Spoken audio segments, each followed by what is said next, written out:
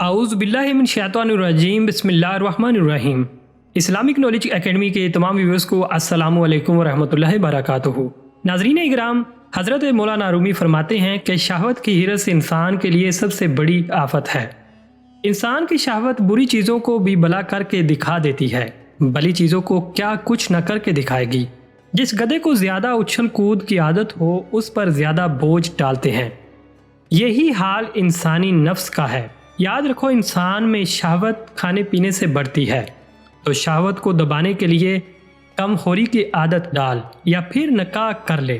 جب انسان طاقتور اور قیمتی چیزیں کھائے گا تو اس کو عورتوں کی طرف زیادہ شہوت ہوگی۔ شیطان کے پھندے سے بچنے کے لیے نکاح ڈال کا کام کرتا ہے۔ نفس کو قابو میں رکھنے کا ہنر نہیں آتا تو اس سے بچنا سیکھ۔ انسان اگر نفس پیروی کی حالت میں مر گیا تو اس کی موت رسوا کن ہوگی، کیونکہ جیسا انسان کا باطن ہوگا قیامت میں اللہ اسی صورت پر حشر کرے گا۔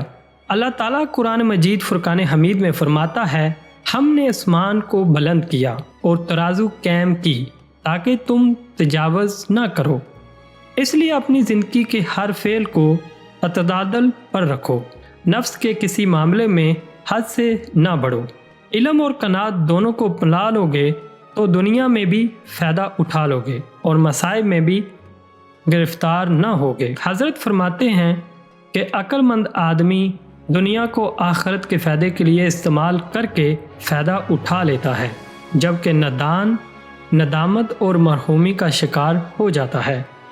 تو ناظرین، پروردگار سے دعا ہے کہ وہ ہمیں اپنے نیک بندوں میں شمار فرمائے اور ان برے فعلوں سے ہمیں اپنے حفظ و ایمان میں رکھے۔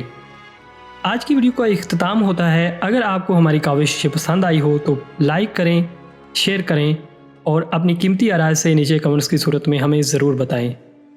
پھر ایک نئی ویڈیو کے ساتھ ملاقات ہوگی۔ اپنا، رشتہ داروں اور تمام گرد و نواح کے لوگوں کا خیال رکھیے گا۔ اللہ حافظ۔